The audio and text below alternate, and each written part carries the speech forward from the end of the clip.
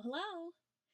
I wanted to do a short little video to explain how to find things in your birth chart since I get a lot of questions about that. And I will be using just an example chart. I just threw in a date, 5/5/85. But these are the charts that my clients get when I work with them.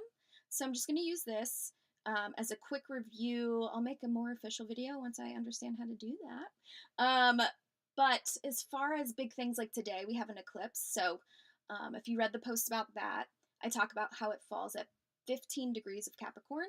So even if you're watching this video for another transit that I tell you where it is in the chart, just it will all make sense for this one as well. But basically, I just wanted to start by saying your chart starts with the ascendant. Sorry, everything's backwards on the video.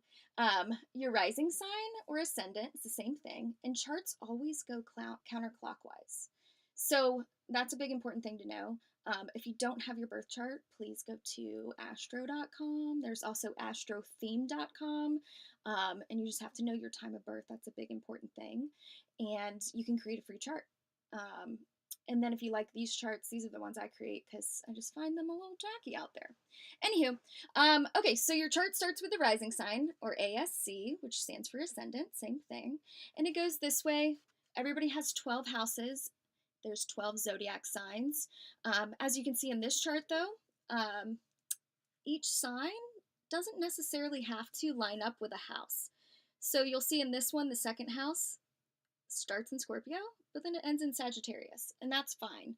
But just wanted to let you guys know that I don't do equal house systems, and so they might, one of your houses might have a couple signs in it, and so that's just really good to know as far as when transits happen. So each sign is 30 degrees long. So just to make this easy, think of it as 30 inches. And so from each sign, there's 30 little dashes. Just imagine 30 dashes. And so, if the eclipse like today is in 15 degrees Capricorn, you'd find Capricorn in your chart. It'll be different for everybody. This one happens to be starting. Where does it start, guys? Capricorn is in the third house. So, their third house starts in Sagittarius, but most of Capricorn is here.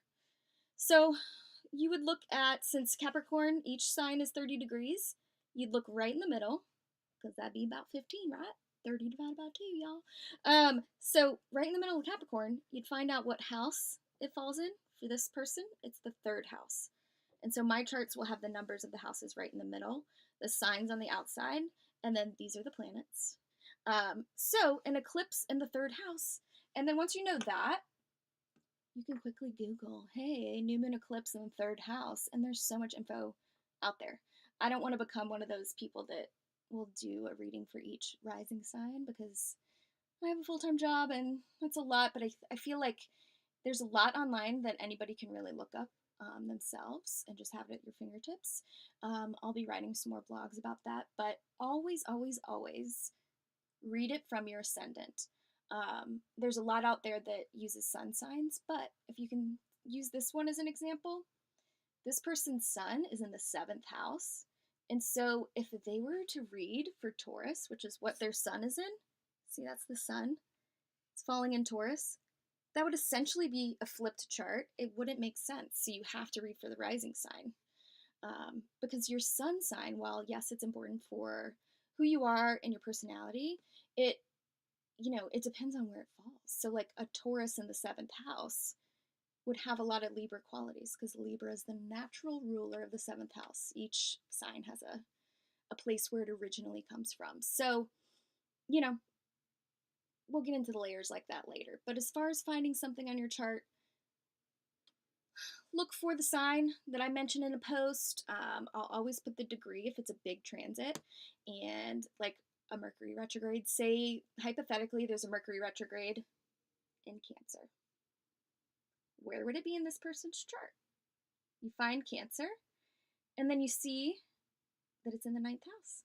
So you can then Google Mercury retrograde in the 9th house and, what that would affect for that person. Anywho, so the next eclipse, so this one's a tricky one. The eclipse on the 21st of January is at 0 degrees Leo. So this is why it's important to know that things move counterclockwise. So you'd find Leo, boop, and 0 degrees Leo comes right after Cancer, because this is the order that the signs go in. So it would actually be in the 10th house.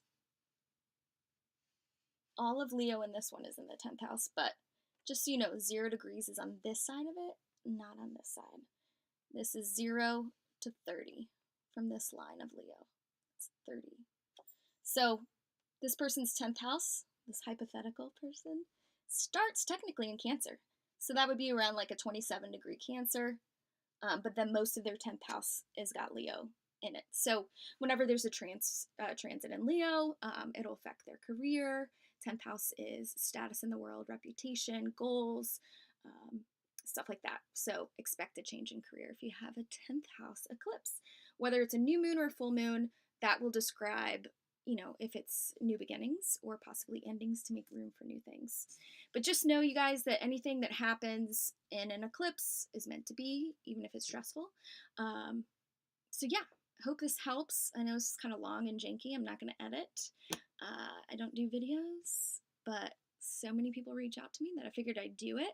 And sometimes I kind of don't realize that I need to explain things a little more, and that's cool. I love it.